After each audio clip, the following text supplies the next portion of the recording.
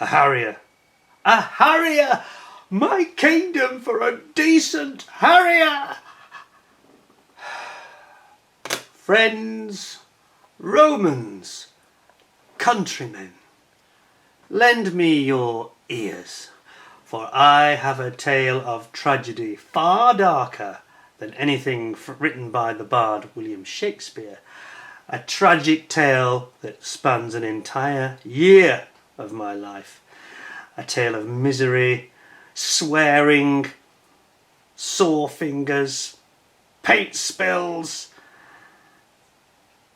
and general fury. And we will have bitterness and sweetness, for we will have champagne. And never has champagne tasted more beautiful than this is going to taste, because I've not had any for, what is it now, 3 months, 4 months since Christmas. I have been on stop with the champagne bar, and my wife has forbidden me to have any until I completed this 12 trials of Heracles.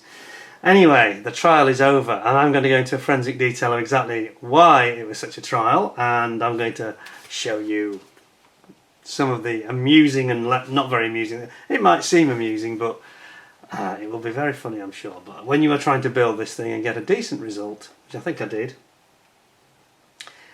it's absolutely ridiculous on so many levels, and it doesn't suffer from one big fault. It has many, many faults, and that is the problem. Anyway, without further ado, first of all, thank you all for joining me. Welcome back to the channel.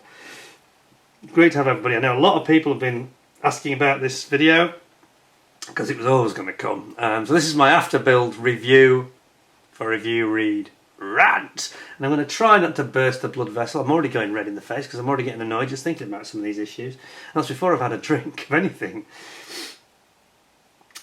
It's going to be challenging to get through this without really going off on losing my rag and bursting a blood vessel, but we shall try. So anyway, without further ado, welcome to everybody. I hope you're all going to sit back and relax, and as it's this is going out at the Easter weekend original transmission date.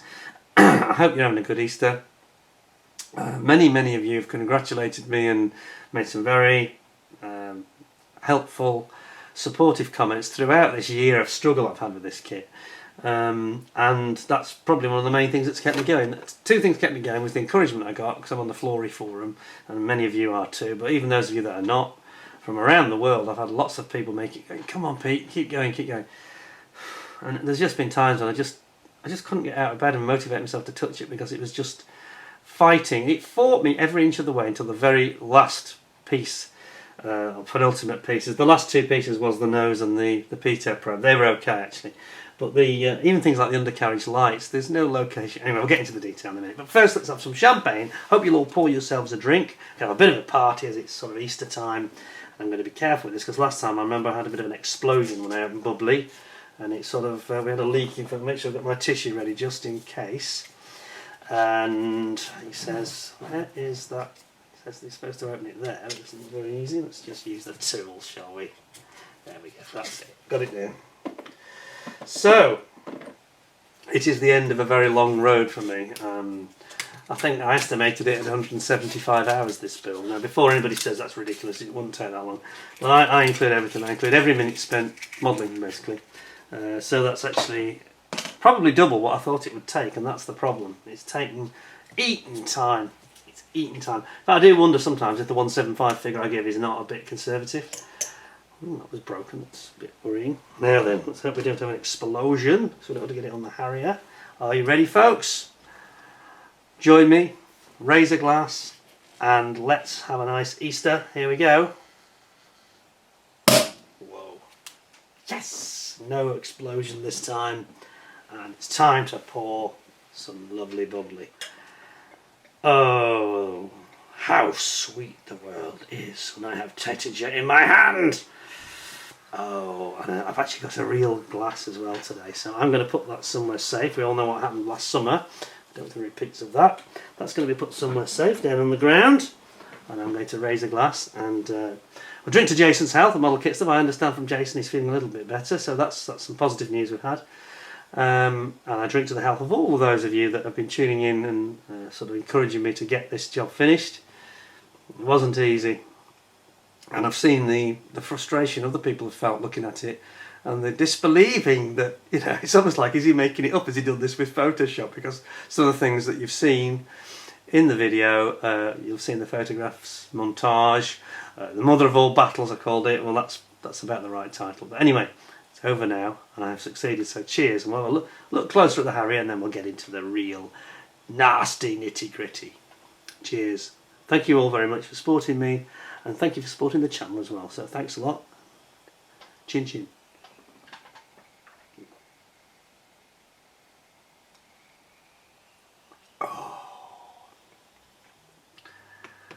Oh yes. That does hit the spot, I've got to say. Right, well, because of what happened, we're going to make sure that's well out of range and it's stable and safe.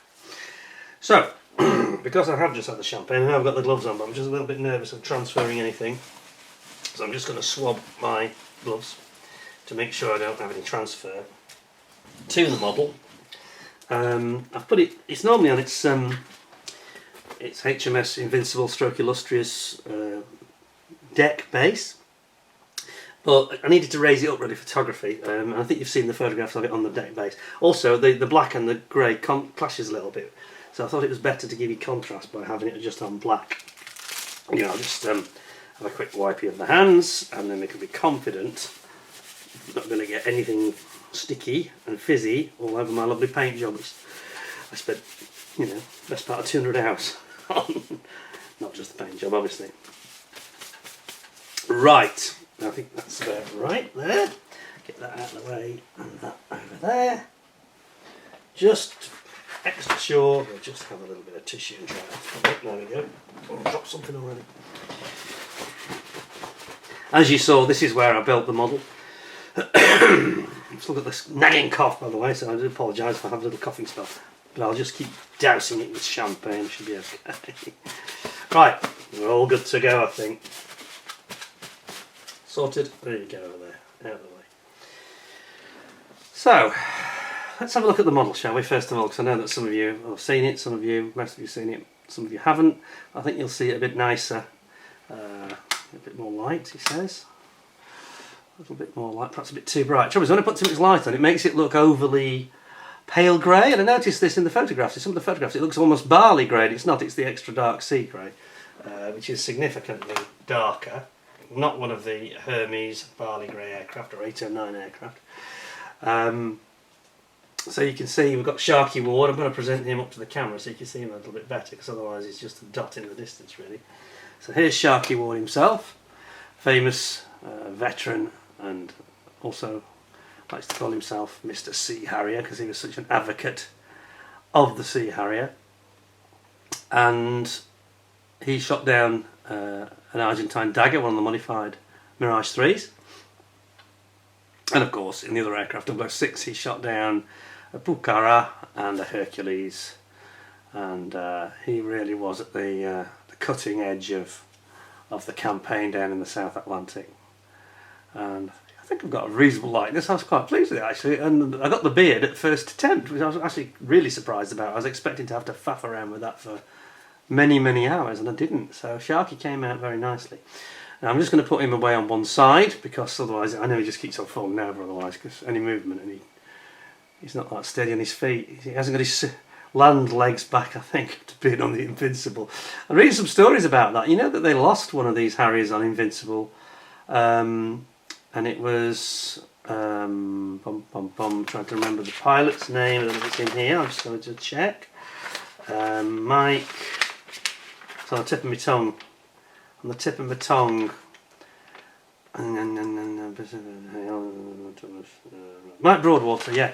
Mike Broadwater. He was just about to getting ready to take off, and there was a heavy swell, very choppy seas indeed.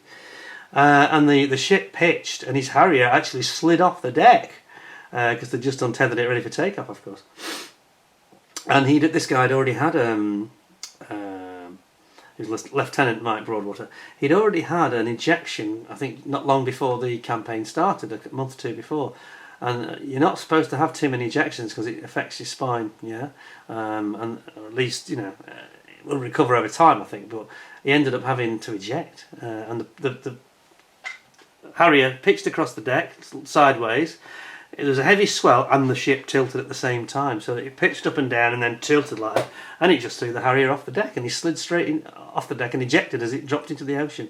Fully armed, fully fuelled, you know, it didn't explode apparently, luckily, because that could have blown half the ship up, you know. It just went into the ocean, and they recovered him by helicopter in about 2 minutes, but he couldn't continue because he hurt his back. And he was very badly shaken up by it, which he would be, you know. It must have been absolutely terrifying. It was at night as well. Oh, absolutely awful, you know, pitch black.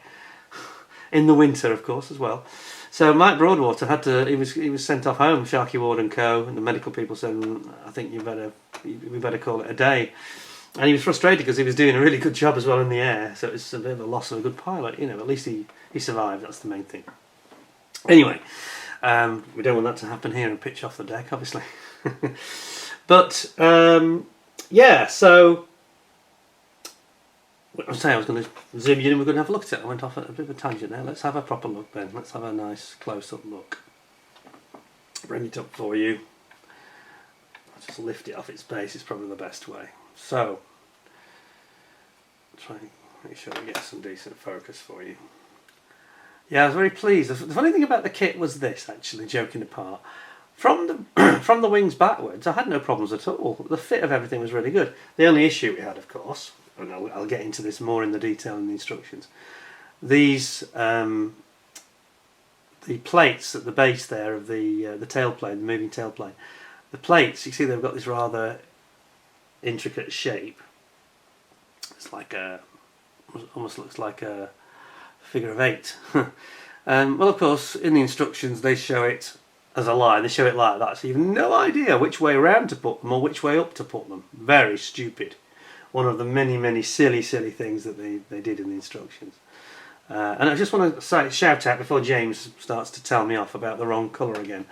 This is on the sensors there at the back and on the tail. I should tell James that I wouldn't dispute his knowledge because he worked at Dunsfold, BAE, where they made the Harriers, so he'll know, you know. But I've seen photographs of them with varieties of different colourings on these VHF aerials and sensors. It's quite puzzling, actually. I've seen them very bright yellow, very dark yellow, buff. Some are kind of brown, maybe because they got dirty, I don't know. But I just want to say that I can tell straight away looking at the screen that it looks day glow on the image that you're seeing. It's not like that. It's darker. It's much more toned down than it comes across because it's under the light, and I think the camera is very good at punching up the white balance, and it seems to present it in a way that looks a little bit toy-like and unrealistic, and it's not like that. I'm looking at it now and it looks completely different than it does on that screen. So I just wanted to make that point. That it's not. You can argue about the shading and what have you, but it's not the way that it looks when you just saw it and then you think that's a bit bright. It's not like that. It's really weird. It's just the camera. It's been doing that on, and it's done that with the extra dark sea grey as well. It's kind of making it look paler than it is and brighter than it is. It's quite dark. If you were here, you know, with the human eye, you'd say, "Oh yeah, it's dark, extra dark sea grey." Anyway, we're digressing. So let's just pop back in and let's have another look. So bear in mind, in terms of brightness of the colours, don't be fooled. So it's doing it again. It looks like day glow yellow, and it's not. It's not in front of me now. That's a really dark. It's a yellow green, and it looks like day glow on there. But anyway, I just thought I'd point that out. So here we've got. I'll lift it off. I think that's the best way to get a really good look at it. I'll have to take the canopy off as well because that'll drop otherwise. So just remove the canopy. Right, let's have a nice look now. So. Underneath, you can see we've got all the weapons. Now here's another thing, we'll talk about this again in detail later, but some of the markings that are on the gun pods, so it didn't even have any markings for the gun pods that were listed in the actual instructions, so that's faulty then, isn't it? That's just crazy. Don't know what that was all about. But you can see that overall, it's come out pretty well. I'm fairly happy with that weathering. We've got some nice weathering on the tanks, because the tanks used to take quite a battering. You can see that. Same on the other side. Tank on the other side. Yep. Yeah, they got quite battered. That's a bit too close here. There we go. Yeah, so I'm fairly happy with it. I've got to say. You always look at models and think, oh, I could have done that better. I might have managed that better. Or maybe is that the right shade? I think it's, yeah, it's about bob on, really. If I'd have could see that at the beginning of the build and somebody said, would you accept that? I'd say, my God, yes, I'll take it, please. And can I have it without the 175 hours, please? That would be absolutely brilliant. But anyway, there we go. So, yeah, there's the little undercarriage lights. Zoom a bit more. Little undercarriage lights that I mentioned. They've got, one of them has got no locating point at all, so you just have to use super glue, which is what made me have the bad cough. Use the super glue and then just bond it in there, you know, to get it to stick. There we have the £1,000 bomb here, which was, why are we having so much focus trouble? From Res Kit, and that was provided very kindly by Clive W, or 9 Bolts as we sometimes call him. So thank you very much, Clive, again. That's the gentleman, of course, who recently also very kindly loaned me the Kotari Spitfire so I can review it, so I owe you a pint, mate. That's putting it mildly. So, what do you think? Is it good enough? Okay? Oh, I'll tell you what I didn't do. I didn't show you the instrumentation in the cockpit, so we need to do that. Let me just be so careful. This is where the gloves really come into their own. Let's have a look in the cockpit then. If I can get the zoom to work a bit quicker. Yeah. So this has got the Edward Zoom interior set for the cockpit,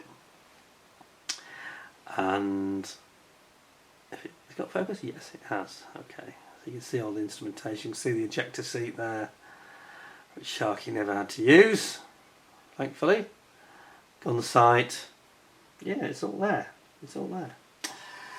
So let's now put that back safely, and we will talk about the troubles and the travails I went through to try and get this thing across the finishing line, he says. Everybody's out of focus. Come on.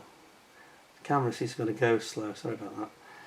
So what I'll do, pop it back on here. I'll try and get it back in its correct place, which is not always easy. Yes. Yes, it's not as easy as it looks. These turntables. Taking them off is one thing, getting them back is quite another. So, there we are. Forward a bit. There we are.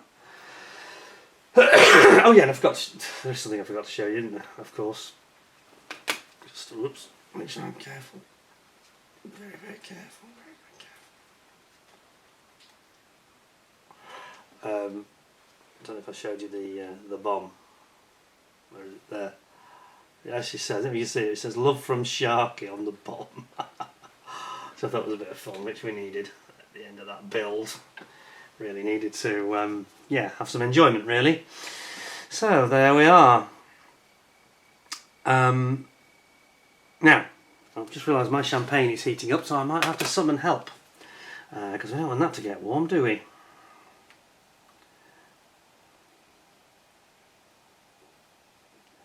We'll summon some assistance. Right, now then, let's get into it then. So, just going back to what we just mentioned, Clive and his generosity giving me that bomb, resin bomb. So of course we were just reviewing recently the Qatari Spitfire, which is the X-Wing that Wings company employees set up this new company, and I think that the one thing everybody agrees about with that kit is, oh hello, I think that needs to go back in the fridge. Thank you. I'm okay for the time being. Thank you very much. Sorry about that, my glamorous assistant was just coming in to put it back in the fridge. Yeah, so we're talking about the Qatari Spitfire. Now, everybody, it's divided opinion, I have to say that kit quite clearly. I think most people would have preferred an engine. But a lot of us can see that for the first attempt, maybe that wasn't possible. And as I said to somebody today who commented, thinking I was a bit generous at 9.5 out of 10. Yes, I can see why you'd say that. I wouldn't necessarily disagree with you, but you've got to cut them a little bit of slack. And I think that if they carry on not producing engines and they carry on at that price, then the next review won't be quite as positive, I'm afraid. So, Qatari, I'm sure you've got a lot of criticism on this one point. One thing that people did not criticise them for was the instructions. We all know that these are the same people that were at Wing Nut Wings setting the gold standard. And that's exactly what people want. You know, we just want to have we're spending £100. We expect that. You know, we damn well deserve it, frankly. Not what we're going to see here. So without further ado, let's have a look. So, I think it was David Mummery who said the other day, said, it's not all bad, this kit. What a beautiful piece of artwork, which is true, isn't it? Look at this. That's actually rather nice, isn't it? It's actually one of the best artworks, box art. It's better than the Qatari Spitfire, actually, in fairness, in that one respect. Very nice bit of artwork with HMS Invincible in the background, which is nice. And on that note, I'm going to just put that box aside because it's a bit distracting and it's causing reflections. But yeah, as I say, David said, "Wow, nice bit of artwork," and I thought, yeah, actually, that is the one thing about it that's nice. So, what is wrong with this kit then? Why did I have such a battle? Why did I do so much complaining and moaning and ranting about it? Well, let's get into it. So, bear in mind, this came out it's a fairly recent kit. It came out in 2015. And the first thing that you notice is the nature of the way the instructions are produced. It literally looks like a photocopy. In fact, it's even got the printstration lines in the print, so it looks like it is literally photocopied, which is a bad start.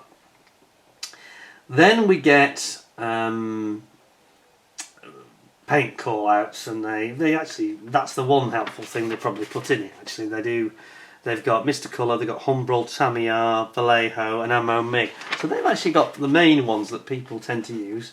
This is pre-attack, I don't think that. And people like that went around. So at the time, I think that was quite good. But then it starts to go horribly wrong. So then we get into the actual build. So let's have a look at this now. I'm going to try and remain calm and not get too emotional if I can, okay?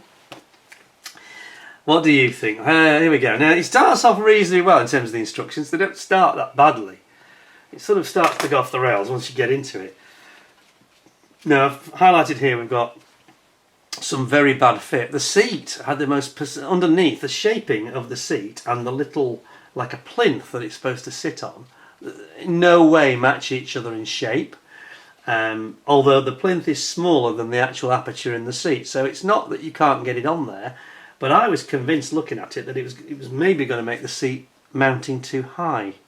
I was worried about the canopy and the seat meeting, so I actually shaved a bit off this plinth to lower the seat, but you didn't know where to put. Again, if you're trying to put a pilot in there isn't one in the kit, of course, typically. But if you were trying to put one in there, you'd struggle because you're not sure exactly where. There's no clear location because this is way big and this is way small. You can put it forward, sideways. You can have it. If you don't watch what you're doing, you could make a real mess of it because there's just no proper location point for it. So that was the first thing. Second thing is this arrangement where we've got the engine intake fan, and it's very crude, this, I've got to say. It would have been better if that had been a separate part, the fan had been a separate part. It's a bit crudely moulded, but the biggest problem is the tolerances, and we'll come to this in more detail in a second. So here, now we get into real trouble. So you've got the shape of this here, this slight sloping shape, which is going to meet the back of the seat, or the back of the cockpit, I should say. But it doesn't match it in actual profile. It looks like it does. It looks all very straightforward, doesn't it? Straightforward. We're talking about kinetic here. No, amigo. No. So when you actually get there, and you can see, and this was in the photographs in the montage if you go back and look closely, and I had to completely reprofile all this. It was no way it was going to glue together and have any kind of proper mating surfaces to bond together. Not going to happen. So that was the first major, two major problems on the first page. Then we go over the page, and then we start to get into some really stupid problems. So first of all, makes me laugh now. I can laugh now because I've not got to try and solve the problem anymore. But anybody that's thinking of, looks at this, I think it was Clive himself. I think he said recently, when I'd almost finished, he said, "This is looking pretty good, Peter." And he said, "The trouble is, if you don't do these videos and just show the finished work, everybody's going to say, 'That's a beautiful kit, I'm going to get one of those.'" And we don't really want that to happen. Unless you really do, like me, desperately want a Sea Harrier. And that's reminded me of another comment. So The other one was from Jason, who we've talked about recently, not been too well, and I believe he's starting to get on the mend. And he made an amusing comment when I did the other Harrier, when I was about halfway, 3/4 of the way through, and I said, shouldn't modelling be fun? Started alluding to the pain. And he said, and this was bang on, you know, he said, Peter, I can see this is really stressing you. Why keep going with it? Why keep going with it? And I just wrote back and I said, I'm of his choice really. I really want to have a proper tribute to Sharkey Ward and the Royal Naval Air Service, you know, the Royal Navy Fleet Air Arm pilots and the RAF pilots, and I wanted to do this tribute because I was always very interested in the Falklands. I've not really got any choice, and this is the problem because like I said at the beginning, Richard III, you know, a Harrier, my kingdom for a decent Harrier. Now, David Mummery, I'm just going off track here slightly, but David Mummery would have you believe that I have a decent Harrier right here. But that remains to be seen. What I don't want to do is start building that and find it's another winter of discontent, like this was. Anyway, put that over there. But that allegedly is not a bad kit, in fairness. But anyway, let's get back to this one. So, yeah, so this is why I persevered with it against my better judgment when I should have probably binned it. But anyway, let's get into some of the reasons why it's a pig. So what we got here, this is going to show you some of the inconsistency of the thinking and the complete lack of any clear direction. So bear in mind I've given you hints here because I've written things and put question marks. Without them it just says F6 and it points to a hole. It doesn't show the part. Why haven't they shown the part? That's really bizarre. Then we've got another bit that I've highlighted. This is the part I alluded to earlier. The intakes, basically the intake trunk into the main engine, the Pegasus engine. And this is the important part of the story, this does not match to this. They do not mate up or meet up. There is a big gap all the way around the outside.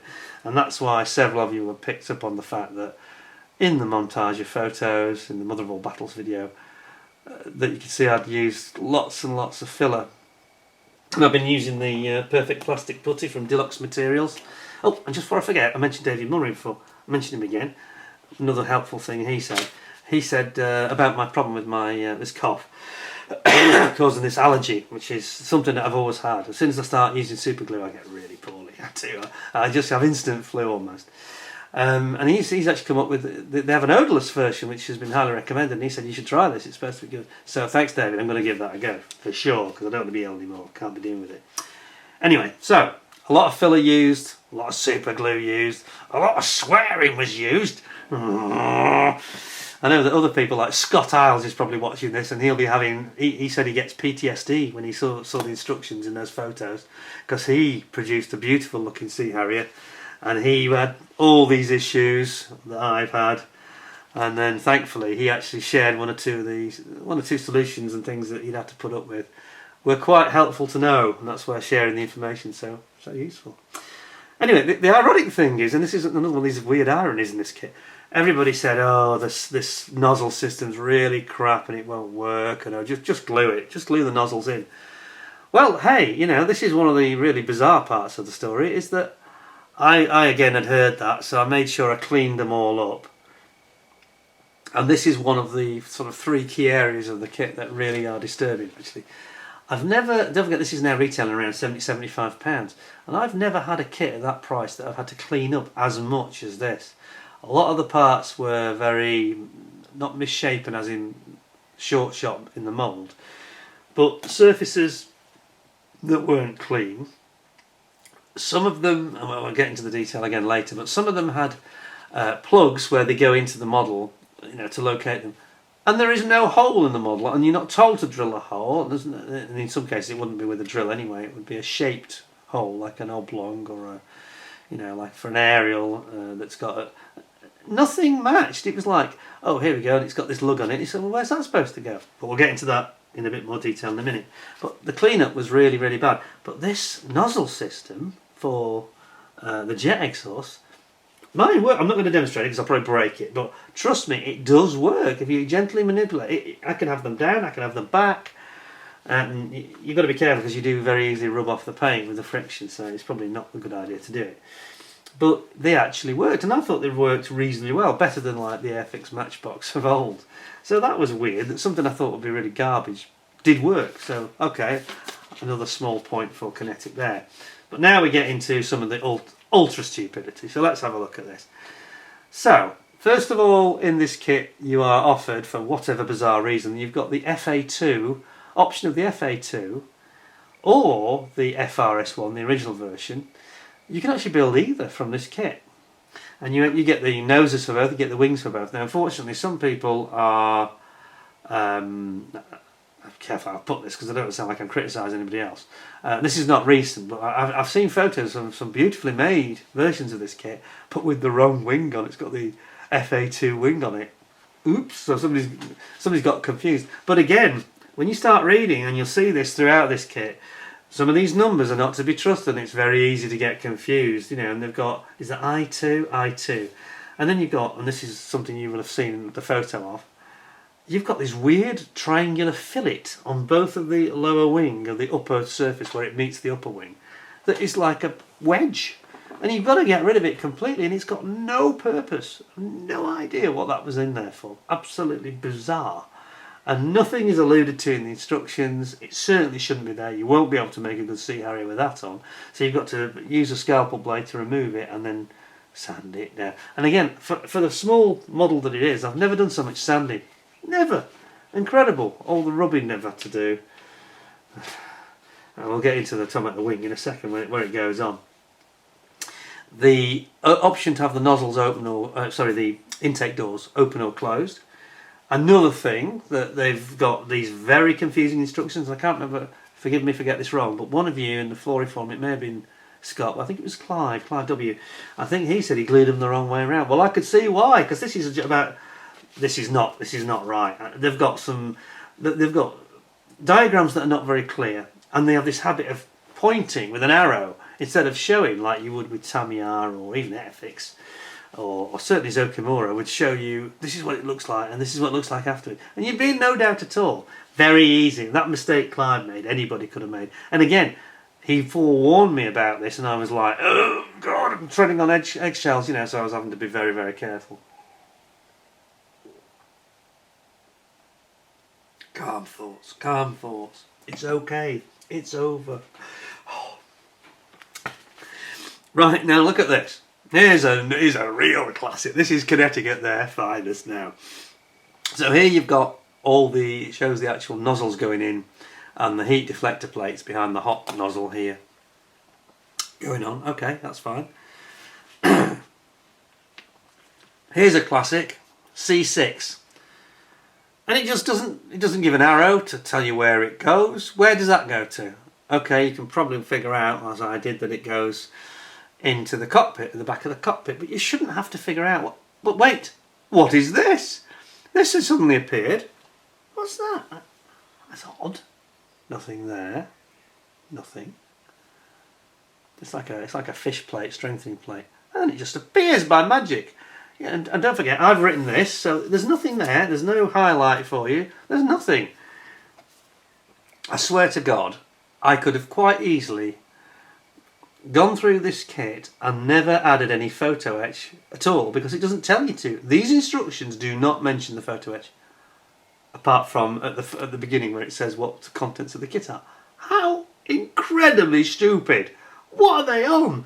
How are you supposed to follow? So you've got things that float in the air, doesn't say where they go, and there's going to be a lot more of that, you wait till later. And then you've got this, things appear by magic. So you've got one that's floating in the air, and then you've got one that's not floating in the air, and he's already on the model. It's just, you know, it's just like Star Trek, transwarp beaming. It's just beamed itself onto the aircraft. Oh God, give me strength. Now, you thought that was bad. Wait till this. So what did he say in Julius Caesar? Was it infamy? Infamy! They've all got it, infamy! Oh no, that was Carry On Cleo, wasn't it? Sorry. Right. Have a look at this. Oh, you're not going to like it. You're not going to like this at all. I can get my old zoom to work, which has been a bit stubborn. Right, now here we get into some more classic, complete absurdity. And I've highlighted it to make it a bit more obvious this time. So look, this is the HF and low frequency aerials that go underneath. Okay, now these are the parts I was talking about, and again, there was a photo in the montage. If you look very, very carefully, get a bit closer. Look very, very carefully. You can see that it shows the part, the aerial, and it's got like a little plug, a spigot, where it goes into the model to locate it. But to locate it where exactly? There is no hole or indentation, nor are you told to drill any hole. There is no location for that to go at all. But wait, it's going to get a lot worse. Now look at these two pictures and tell me what's wrong with this picture. Look closely at those aerials. Look at the position of that aerial. And what it's telling you here, it's telling you the option you have here is between wheels up or wheels down. So that's wheels down. Okay. If you want to have the wheels up, suddenly that aerial moves by about a centimetre back to a different position. Can we get that? Have you got it? Look at the position of that, and then look at it when the wheels are down. It's right at the front. Right at the front. Nearly a centimetre further back. What the hell are they thinking of? It's absolutely bizarre. Look. It shows two different positions. Why? And then we've got some more over here. The main gear, which again just floats in the air. It doesn't tell you exactly where it's supposed to locate at all. It just doesn't even give an arrow this time. It just floats in the air. And you're supposed to guess. Now, if you're not very familiar with Harriers, you know, you shouldn't, this is my biggest beef, you shouldn't have to become an expert. I feel like I've almost become James Mower. No. That would be disrespectful. You know what I mean, though. I've had to research the living deal. I must have got 40 Harrier photographs of different angles of the plane. Everything. Because they don't tell you any call-outs on paint, a bit like border. They don't tell you properly what colours to detail it with. You know, they just say, like, white.